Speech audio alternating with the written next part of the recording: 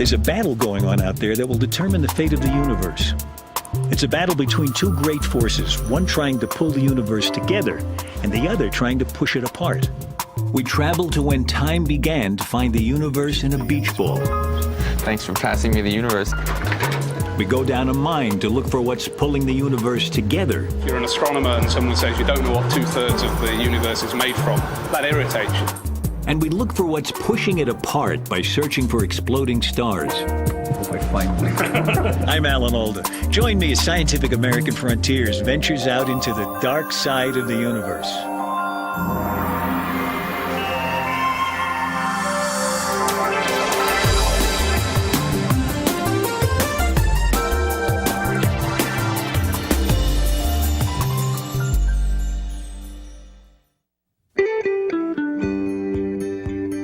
This program was made possible by the National Science Foundation, America's investment in the future.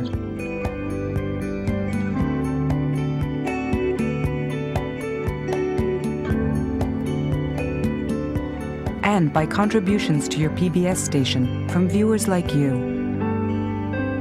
Thank you. Once we thought our world was the center of the universe. And today, we know we're on a minor, if privileged planet, circling an average star in an inconspicuous spot in an unremarkable galaxy that's just one of billions of galaxies, occupying a universe that stretches farther than we can see, even with our biggest telescopes. But in the last few years, telescopes like these here in Chile have shown us that we're even less at the center of our universe than we could have ever imagined. You and I and these rocks and the sun that shines on us and the stars that twinkle overhead aren't even built of the same stuff that most of the universe is made of. And there's a mysterious force out there in space that literally comes out of nowhere. It's a force that seems to be pushing the universe apart faster and faster, until one day everything out there beyond our own little solar system will simply disappear into blackness.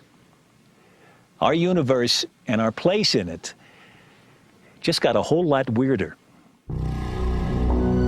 Staring at a patch of sky 1/10 the diameter of the moon, the Hubble Space Telescope recently peered farther out into our universe and farther back in time than any telescope before.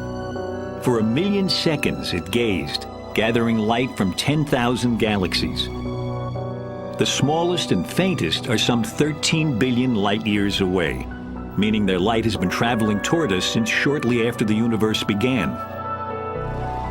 What gave birth to these first galaxies is one of the great mysteries of our cosmos.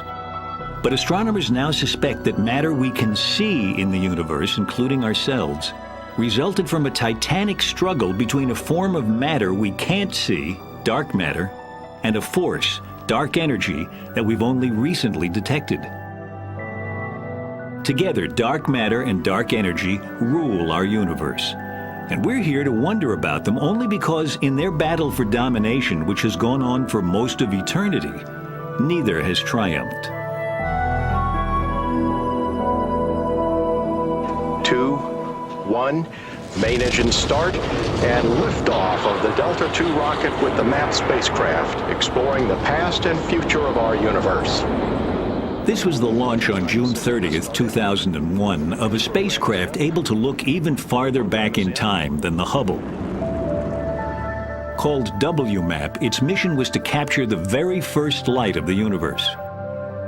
That light has been traveling toward our own little corner of the cosmos ever since it was released from what most astronomers now agree was the origin of everything we can see. Planets,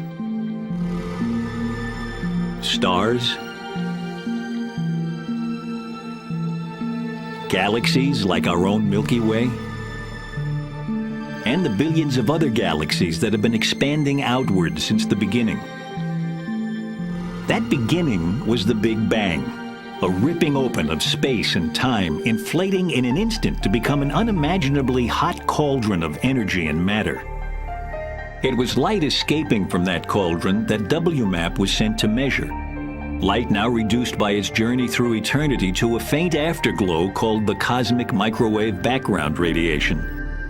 What the satellite saw has been mapped onto something I can comfortably get my hands around, if not yet quite my head. this device, this satellite, is picking up this cosmic background microwave radiation from way back in time. Right. Right? From the beginning of the universe. It's actually a direct picture of what the universe used to be like, because it took that light all that time to get from there to the satellite. Okay, here's the you have to help me visualize this. Okay. A lot of us, when we first hear about the Big Bang, think of it like an explosion happening in a point in space and moving out. And then somewhere we're in that or something. And a lot of us think when we look back in time, we want to look back to that point. But on the contrary, when you look back in time, you're looking in every direction. You're looking all over some shell. Exactly. And everywhere you look, it's as far back as you can go. How could that be? Can you explain that? Can you give me an image that helps me grasp that? You're trying to think of an explosion that happened in one place. Yeah. And instead, the universe was... Today, it doesn't have any particular center, and it never did. Everywhere you would have gone, it would have been expanding. Yeah. I like to think of baking a loaf with little raisins in it, and when the bread rises, all the raisins are moving away from all the other raisins. No raisin can really claim that it's in the center of this expansion any more than any other, right? And this is the same way we need to think of our space. I know, but here's the problem. Every time one of those raisins wants to look at another raisin, Yeah, it feels. it can look all the way across the loaf to a raisin on the other side, but if it looks in the other direction, it sees the baking tin. That's a little bit different. That's because the bread is finite, and we live maybe in an infinite space. If you live in an infinite loaf of bread, there's nothing you can do to tell the difference. The picture of an explosion and a ball of stuff is, I agree that that's what many people think of, but that's just wrong. It's not what the Big Bang Theory is all about.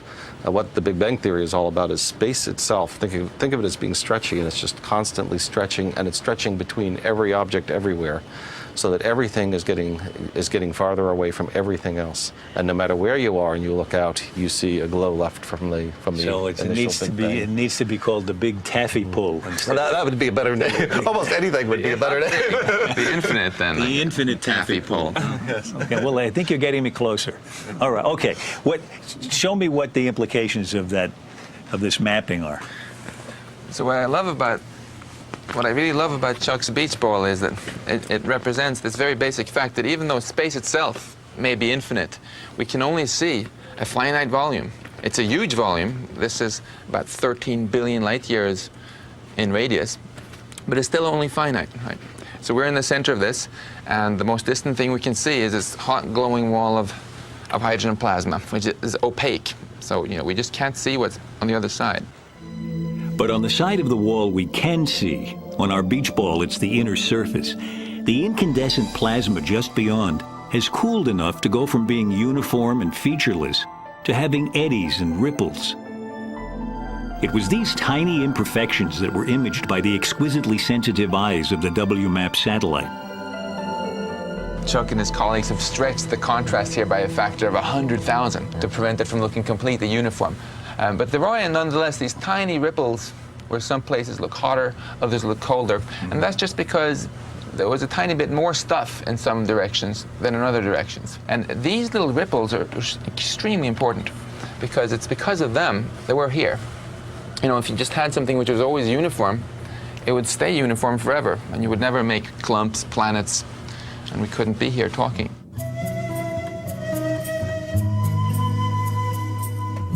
To find out more about how those faint early ripples left over from the Big Bang became our universe, we've come here to the foothills of the Andes in Chile.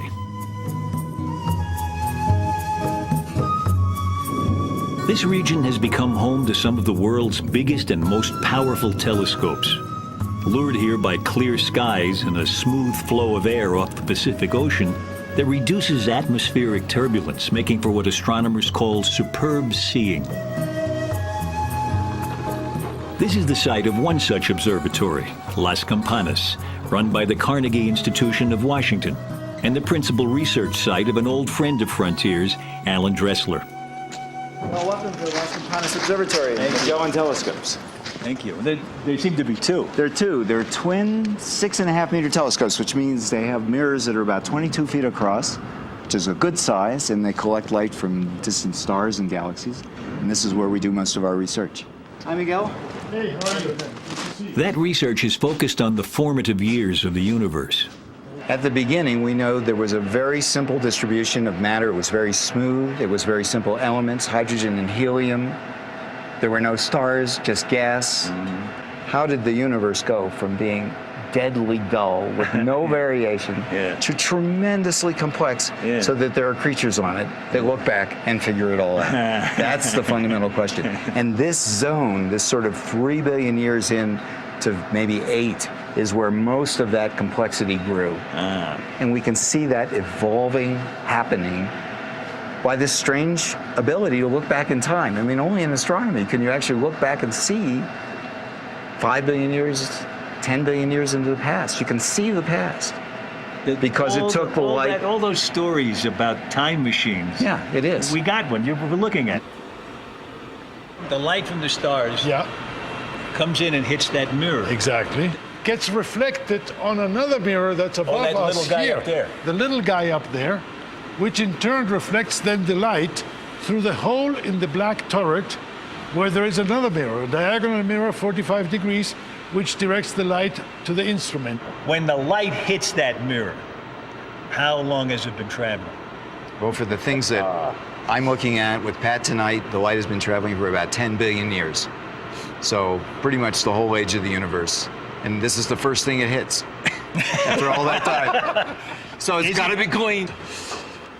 Especially tonight, because it's the first time Alan will be using a brand new instrument. Alan, this is Pat McCarthy, my science partner here.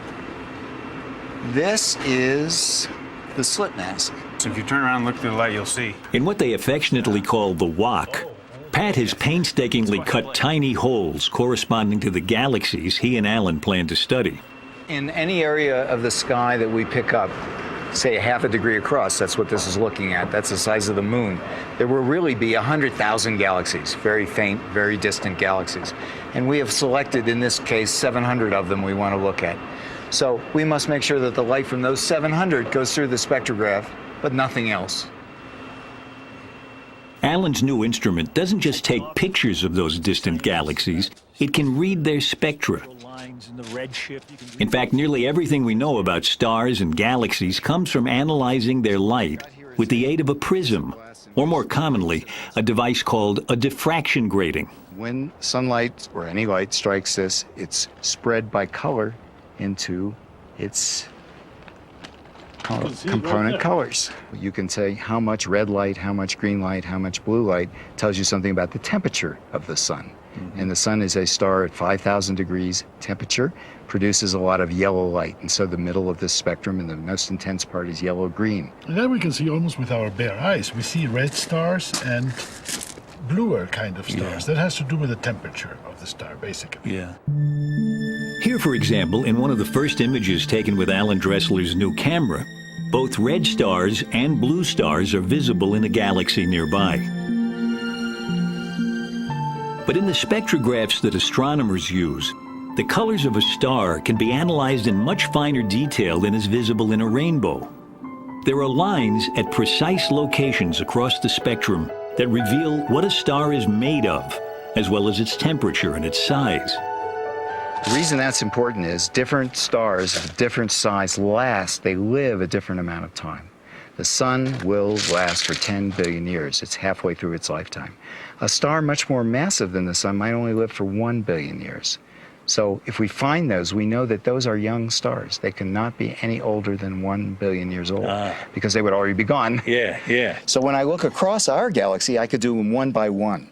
I could tell you what each individual star is like. I could see a star like the sun all the way across our galaxy. And if I put together the light from billions of stars, I could see them all the way across the universe. And in that information is the rate at which new stars are being born in that galaxy. 3 billion years ago, 5 billion years ago, 7 billion years ago. So I begin to build up a picture of how rapidly were galaxies turning their gas into stars over their lifetimes. A complete construction project. At twilight, the Magellan Telescope's dome is opened.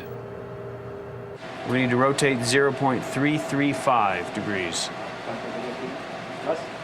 Plus 0.335. Trace, trace, trace, cinco. So how many galaxies are going to have their spectra taken? We're going to take spectra of 700 galaxies tonight. 700. Yeah, that's probably as many as ever been done. I got to remember to put in the walk, because that's a big mistake. If you don't do that, you really blown it. This first exposure using the wok took a half an hour. Okay, so already we can see some objects. That's encouraging. There's a bright one. This is just the beginning of several months' work that will add up to some 50 to 100 hours of data. But even from these first few minutes of peering across the universe, a trickle of light has left the signature of a galaxy in the full fury of creation. So here is a very faint line that is a very faint galaxy, very far away. And here at this one color, that represents probably 100 photons of light coming from a place where 1 million hot young stars have formed in that galaxy 10 billion years ago. So it's 10 billion years ago, and all that made it to us tonight were 100 photons. That's right. So this is the first scientific run you've done, huh? Yes. A new instrument. How do you feel? Is it a good start? It's a good start. I wish we had seen a lot in the first exposure, but you have to have a lot of patience if you're going to do something really hard. But it works. The instrument works. It's producing spectra. You've been working on this instrument for how long now? 6 years. 6 years. It took a long time to build, but now it's going to pay off for us. That payoff will help illuminate one of the universe's darkest secrets.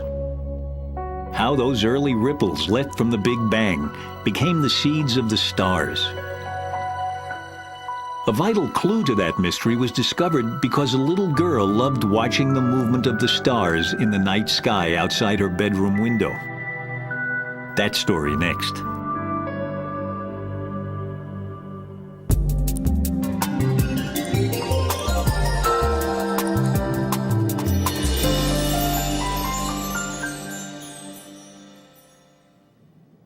In the early 1970s, Vera Rubin was a rare young woman in the traditionally male-dominated world of astronomy. I got interested in astronomy by watching the stars as they moved outside my window. I had a window that faced north. I had a bed under the window, and I could see during the night that the stars changed their positions, and that's really what got me interested in astronomy. So I guess I was always interested in how things moved. Vera decided to look at how stars move in spiral galaxies, like our own Milky Way, as they revolve majestically in space. Most astronomers then studying galaxies were drawn to their centers, where the stars are densest. But as a then shy young graduate student, Vera looked instead to where galaxies trail off into empty space. I had children, and I didn't want to compete with what other people were doing, so I decided to study the outsides of galaxies. What she discovered there was revolutionary in both senses. In our solar system, the planets revolve more slowly the farther they are from the gravitational attraction of the sun. Galaxies were assumed to rotate similarly, with stars moving more slowly the farther they are from the center. Instead, I found that the stars very far out were going just as fast as those near the center, sometimes even faster. Sometimes faster. Sometimes faster, and well beyond where there was no light. In fact, I went to my office this morning and got this. Here's Andromeda, which is the largest galaxy, largest spiral near us.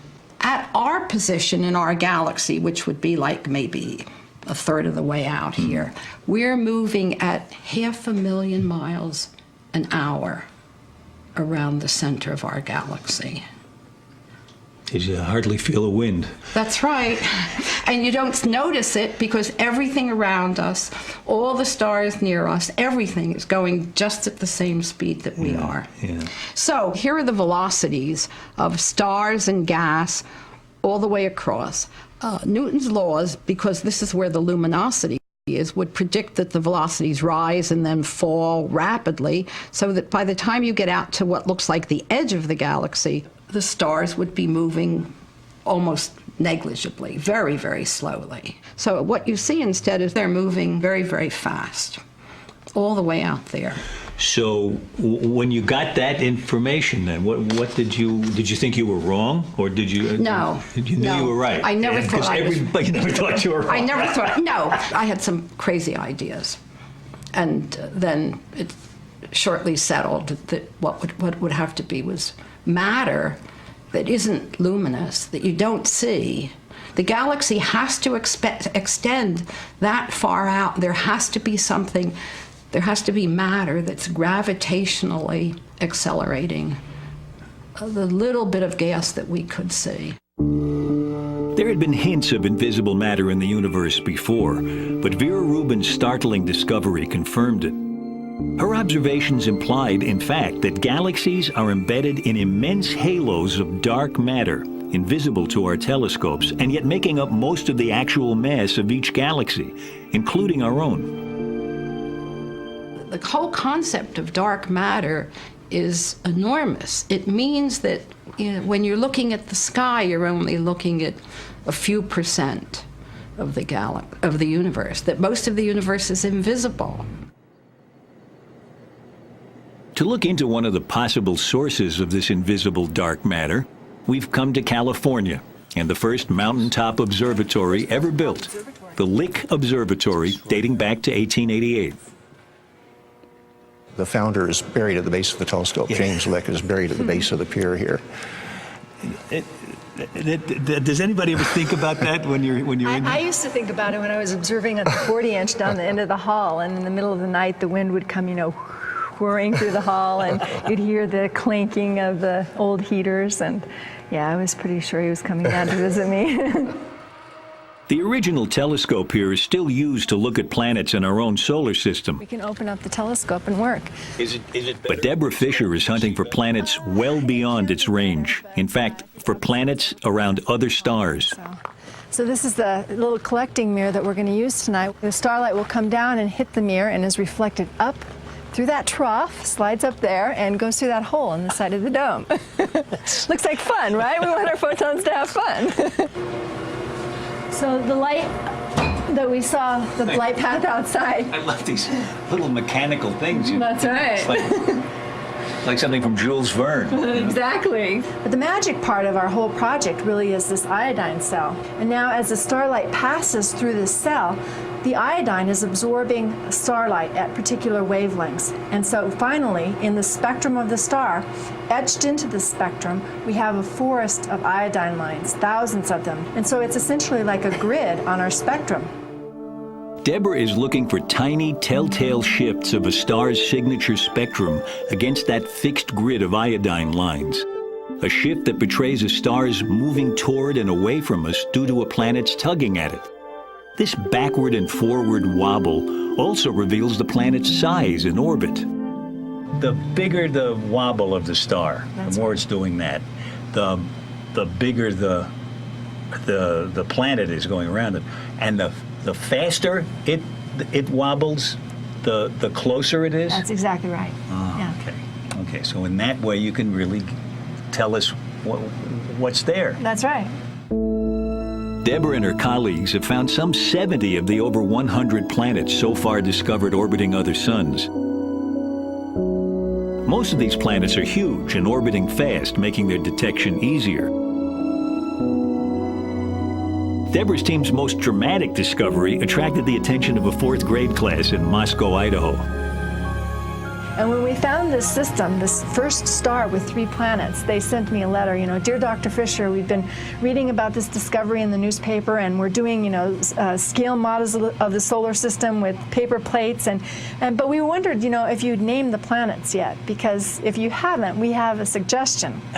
And so they said the planet that's 4 times the mass of Jupiter should be called Forpiter, and the one that's 2 times the mass of Jupiter should be called Tupiter, of course, and then the little one that just orbits every 4 days should be Dinky. So.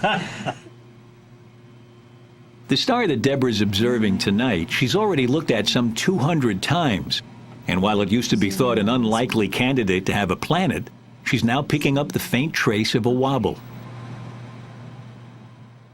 Planets are thought to form from disks of dust and gas that surround the sun. And it could be that many of the billions of stars out there have planets so far undetected. The fact that you're looking for planets that so far haven't been seen, mostly, is that some of the missing matter, or what? That's a good question, and that's one of the early hypotheses, was that maybe the dark matter is just planets. After all, we now believe that planets, when they form, some of the planets fall inward, but others are ejected from their solar systems. And the best way to get a handle, sort of a back-of-the-envelope calculation, is to look at stars that are forming, being born out of molecular clouds, and to imagine that all of the material in these typical disks around the stars is ejected. Let's just take that as an approximation. And then, would that be enough to make up all of the missing mass? And the answer is no, that the calculation has been done, and that it probably isn't, it's orders of magnitude too low to account for the missing matter. In fact, not only is most of the missing matter in the universe probably not the stuff that stars and planets are made of, it's probably not the stuff that anything is made of. Here on the Yorkshire coast of northern England, the search for dark matter has gone underground.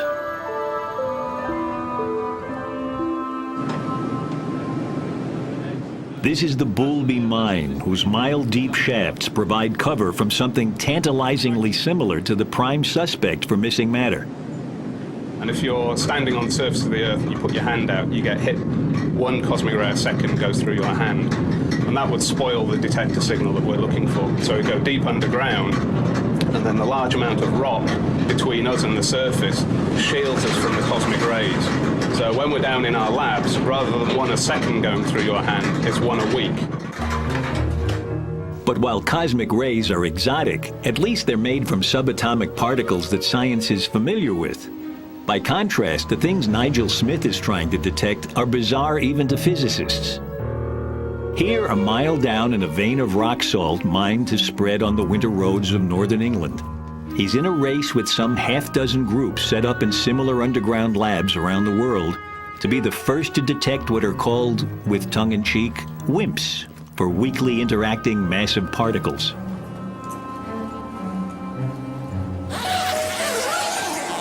WIMPs have the apparently paradoxical property of being massive in the sense that they exert a gravitational tug, while being almost completely unable to connect with ordinary matter in any other way.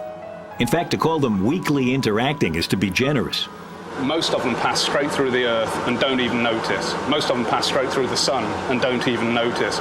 But every so often there's just 1 or 2 a month or a year will actually hit a nucleus head on.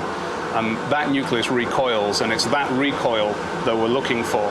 But the majority of the billions of WIMPs that are passing through as we stand here every second, they just stream straight through, and you never see them. This is just one of 3 different kinds of detectors here at the United Kingdom's dark matter hunt. And the research project has just constructed a large new underground facility to house them.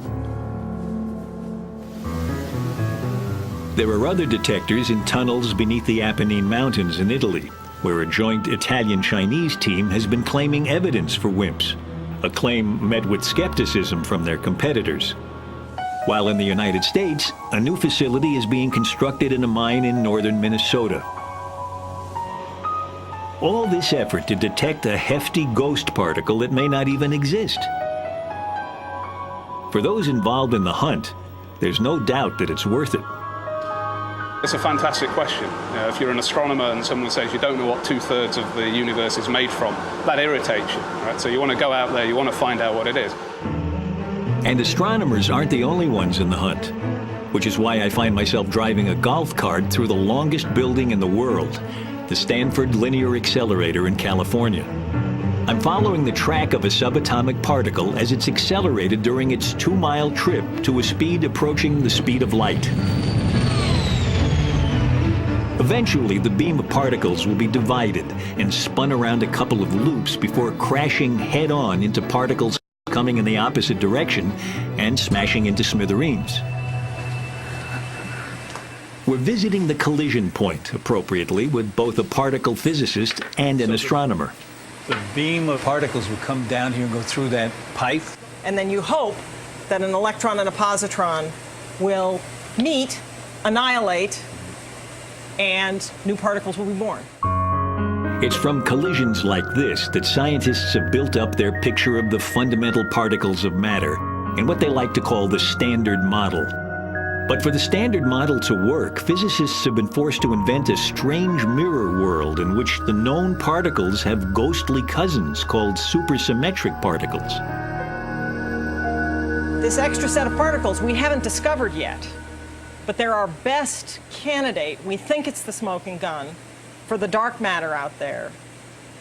So you and I aren't made of these supersymmetric particles, but the dark matter that's controlling a lot of what's happening in our universe is made of these supersymmetric particles. That's the best theory. That's our best guess at this point.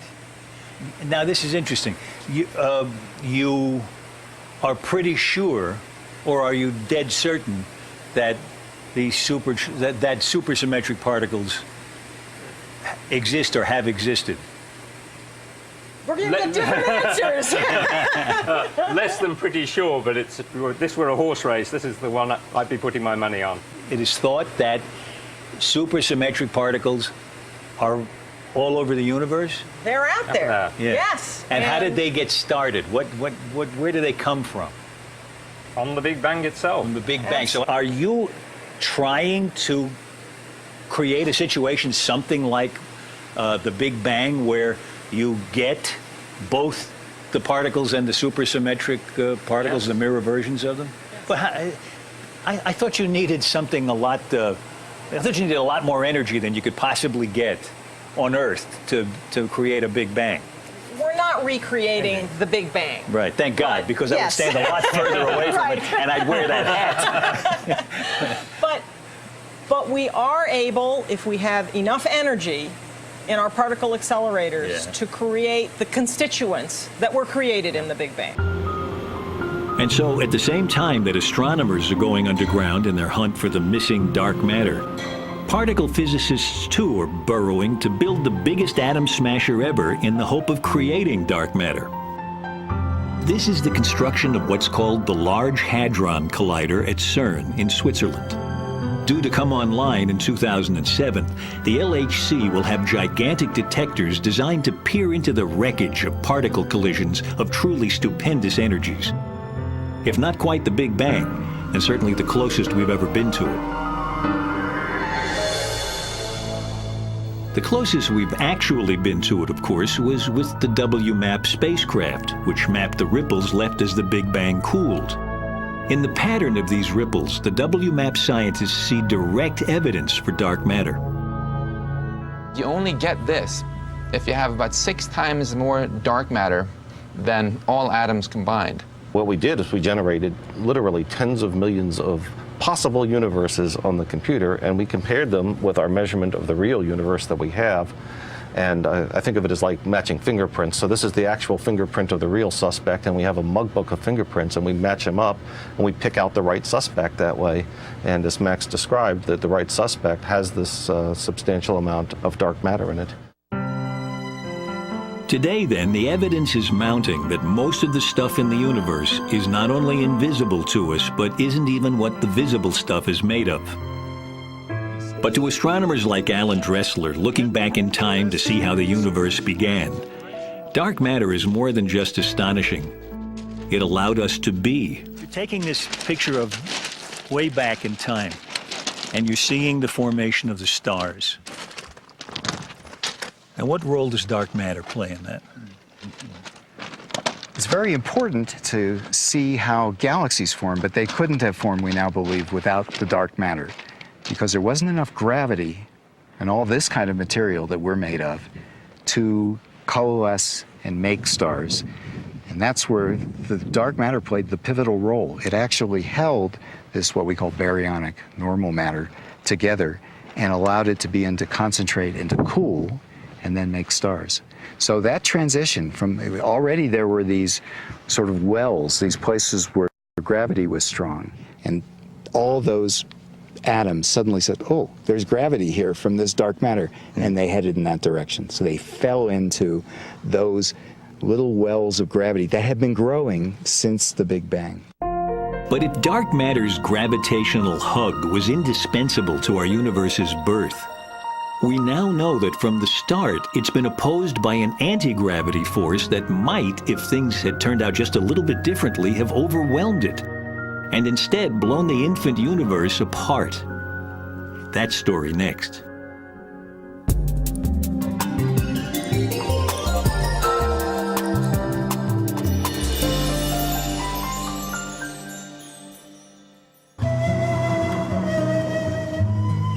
In the early 1990s, two groups of astronomers came up with a new idea for discovering the ultimate fate of the universe.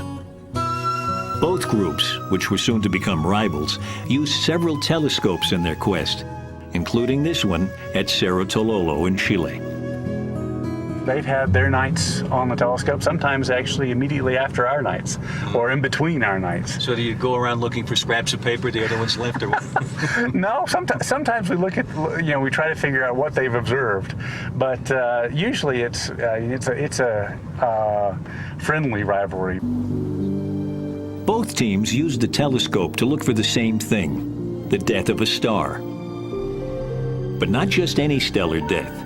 A particular kind caused when a companion star dumps material onto a so-called white dwarf until the white dwarf reaches a critical mass and explodes. This is called a Type 1a supernova, and the astronomers like it because all Type 1a supernovae are almost exactly alike. Identical flashbulbs popping off randomly all over the sky. With just a 2-minute exposure on this telescope, we can see halfway across the universe. That's how powerful the telescopes are and how bright supernovae are. So we can take very short exposures and cover large parts of the sky to discover supernovae. But discovering them is only the beginning. Once a supernova is spotted, other, even bigger telescopes are standing by to pounce on its light and read its spectrum. If we don't find supernovae in this telescope, then all the other telescopes are waiting, have nothing to do. Right. They get real mad at us.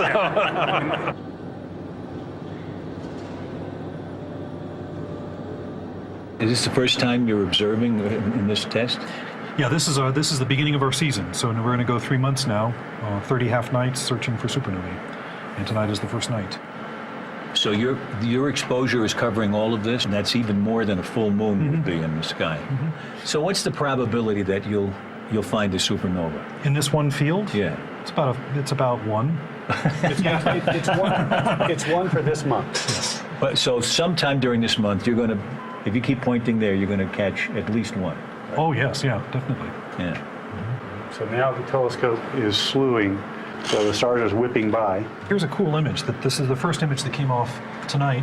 And so you can see lots of galaxies, very faint galaxies, stars. Here's a very nice spiral galaxy here with disturbed arms. So you're going to observe, right? You mean more than I am now? Yes, right here. You want me to actually sit here? Yes. The end of science as we know it. All right. Okay. Well, let's see. I'll just hit a few keys here. Oh no way! I just like to poke around. Yeah. That's how I learn. You know. What should I do first? Wait for him. When he says OK, you hit enter. And that's it? That's it, yes. No. Okay. Okay. There it goes. There it is. And that sound was the shutter opening. Oh, yeah. Yeah, I heard that. Now taking data. Your first image in search of supernovae. I hope I find it. That first night of the season, Nick and Chris and their team took 16 different snapshots of the sky. By the next night, now no longer observing from the telescope but from a control room in the nearby town, they had processed several of those images. And one of them, though sadly not mine, came up a winner. So here we've got a big diffuse source of light, and it looks like it's probably a galaxy. And in both the images, there's apparently a little new light source just outside that galaxy. That looks like a supernova to me. Great. this would be a really good candidate if we get a follow-up image to do spectroscopy. As a matter of fact, we don't need a follow-up image. This definitely is a supernova. Supernovae are very rare events. The last one in our galaxy was 300 years ago. So it's only by staring at tens of thousands of galaxies at a time that the supernova hunters can hope for success. Once they've found one, there are only a few days before its explosion dies away. So there isn't much time for a large telescope like the Keck in Hawaii to get its spectrum. This spectrum not only confirms it's a Type 1a, but it also gives its age. The older the light, the more it's been stretched as space itself has expanded, and so the longer its wavelength, the more it's shifted toward the red. And because every Type 1a supernova explodes like a standard flashbulb, its brightness reveals how far away it is. And this is why both rival teams of astronomers were hunting so eagerly for Type 1a supernovae. By finding supernovae of different ages and measuring their distance, both groups hope to find the answer to one of astronomy's great questions. What is the ultimate fate of the universe? We met members of one team at Cerro Tololo. The other is based here at the Lawrence Berkeley Laboratory in California and is led by Saul Perlmutter. Both teams expected to measure how much the expansion of the universe has been slowing due to gravity, especially the gravity of all that recently discovered dark matter. And we thought it was going to be a great project. We were going to find out whether the universe was going to last forever or not, or whether someday all the stuff in the universe, all the matter in the universe would slow the expansion down to the point that it would come to a halt and then collapse. And what we ended up with was, when we started looking at the data, it looked like there was very little mass in the universe. In fact, it wasn't slowing very much at all. And then as you really looked at the data, you started going, you know, it's not only not slowing much at all, it's not even slowing, it's actually speeding up. And that was a real shock, because it was not part of the original description of our project when we were planning to use the telescopes. It was way better than that. Instead of slowing down due to gravity, the expansion of the universe appeared to be speeding up, as if under the influence of some sort of anti-gravity. The rival team was coming to the same mind-boggling conclusion. Was it an exciting moment, or was it just puzzling and puzzling and concerning, because it wasn't the expected result. So I mean, we were expecting deceleration. So really, the knot twists up in your stomach, saying, "Okay, let's go back and do this again. Make sure this is right." Yeah. And you go back through the numbers once again. You go back through the numbers yet again. Now you're starting to believe, well, we're onto something here. Wow. And the whole group, I mean, we're distributed, and so the emails start coming in saying, geez, can this be right? You don't want to come out with anything that's wrong, of course, in a scientific, a major scientific announcement. And so you're being so careful, trying to check, well, maybe it's this, maybe it's that, and you're looking at every possible thing. Finally, we came to the conclusion, well, we have to come out and say it. Were you all getting it right around the same time? Yeah, we announced at the same time in 1998 at a conference in Santa Barbara. And both groups came out, and we sort of knew that the other team was going to announce the same thing, and I'm never sure how we knew that. But we sort of did. Wait a minute. Were you pointing your telescope in their window and looking at their papers? Us? No, we wouldn't do that. No. The fact that both teams got the same result, I think, gave people a lot of confidence that it wasn't just some mistake that somebody had made in their calculation, because they knew the two teams would have loved to have been able to get the right answer and show the other one what might have been wrong. I have done it. Not everyone was taken aback by the idea of a runaway universe. Michael Turner had actually predicted the possibility several years earlier, reviving an old idea of none other than Albert Einstein.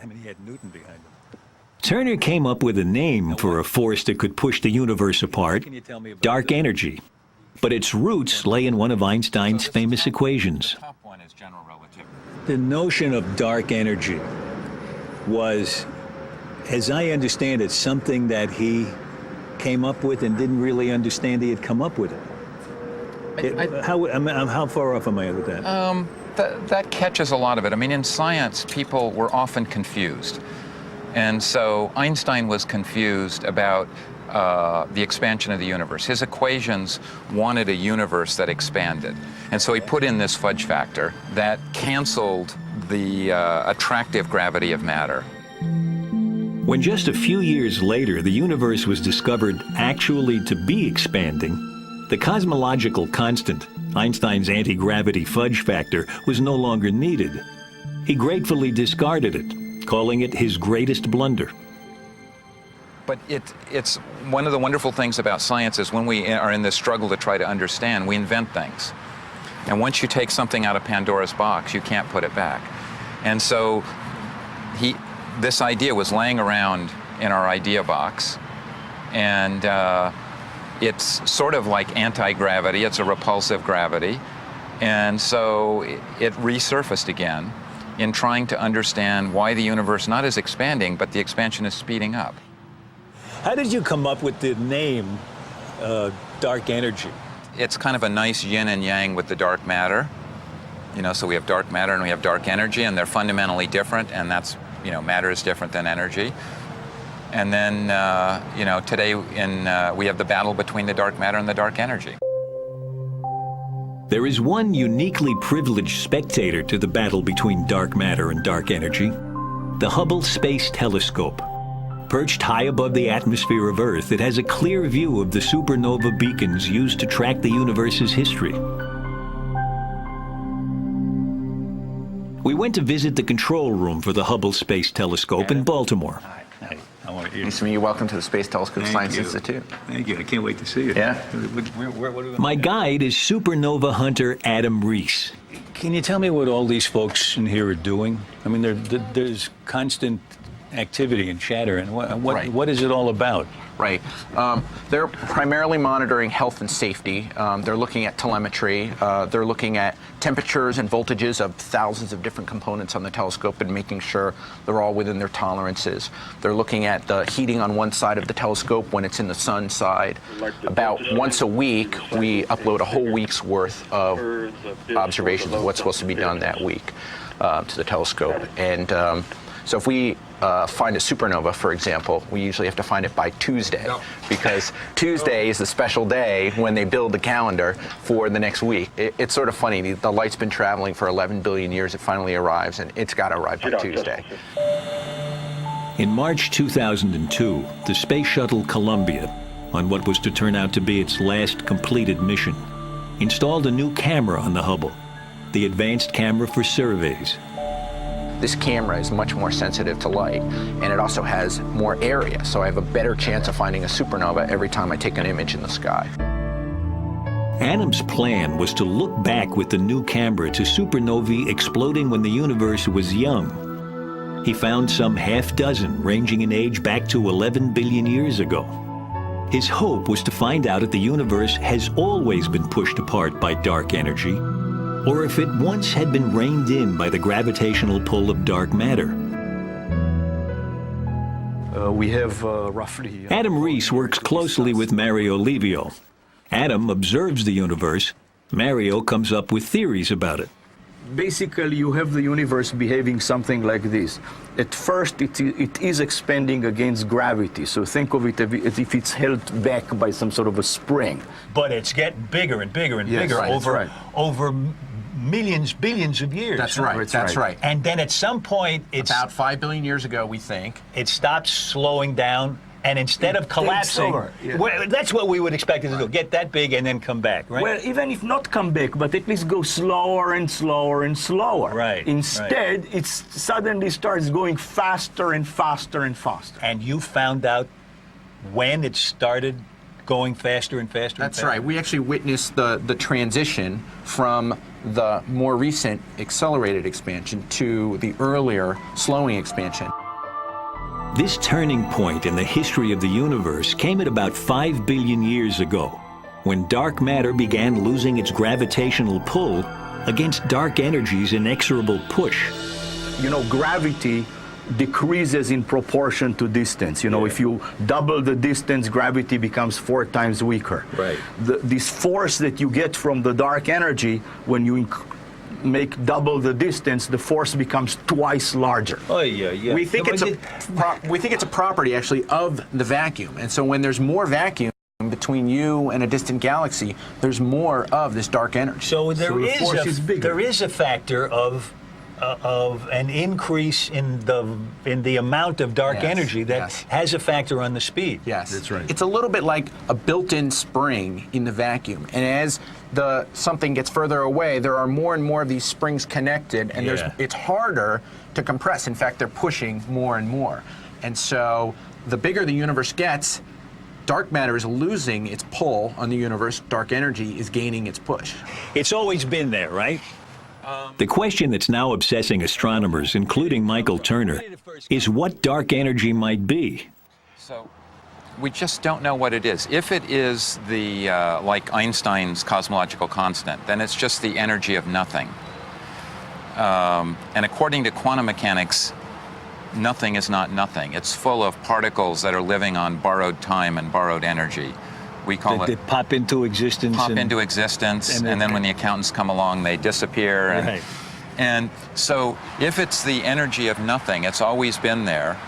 And then we're in for a very tough bit of history in the future, because the universe will keep speeding up and speeding up and speeding up, and things will get farther and farther away. And instead of the beautiful sky we have today with billions of galaxies, we'll only see a couple. It could be that it's just a phase we're going through, that something's out of whack and that the dark energy will dissipate. I think what you're starting to see is we don't know very much about it at all. All this stuff didn't fill us in that much. We need help. We need some help. Help may be on the way from a proposed new spacecraft expressly designed for supernova hunting.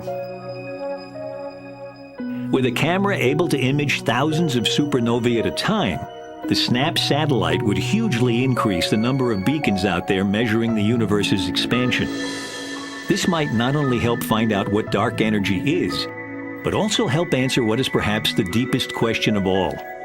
Is there a reason why the universe turns out right now to be an almost perfect balance between the pull of dark matter and the push of dark energy? Or is the fact that dark energy didn't blow it apart in its infancy just a lucky accident? Maybe the Big Bang that turned out so well for us was just one big bang among many.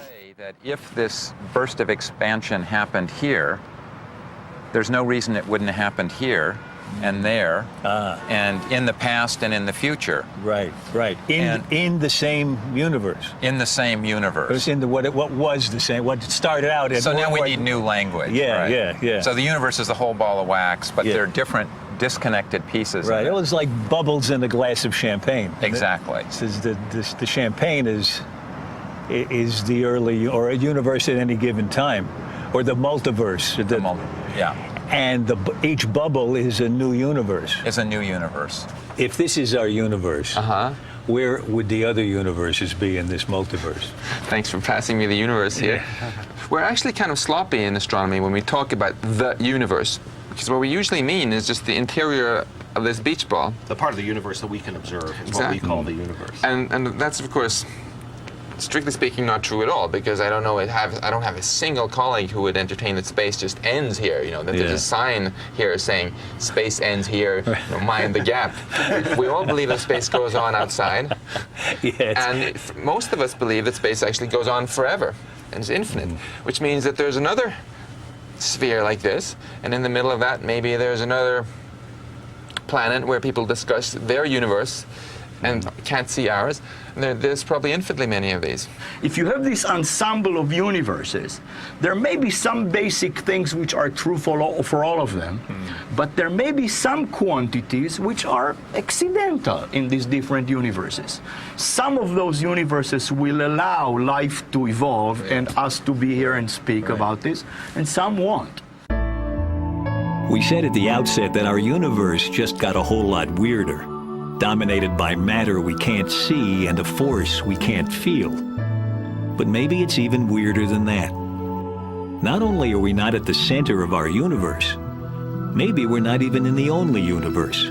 just in one in which dark matter and dark energy fought each other, at least when it mattered, back when the stuff we're made of was created, to a standstill.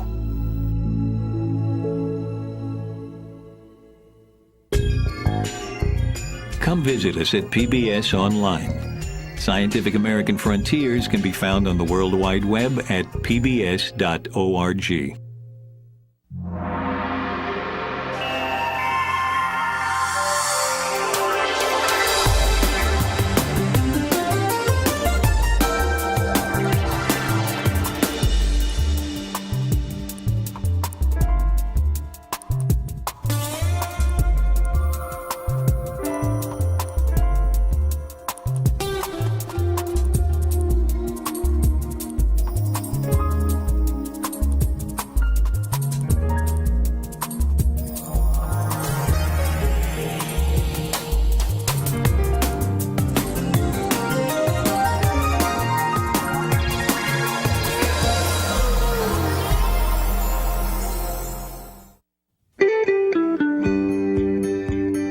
This program was made possible by the National Science Foundation, America's investment in the future.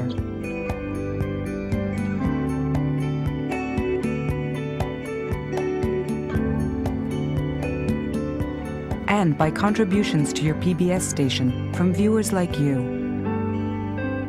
Thank you.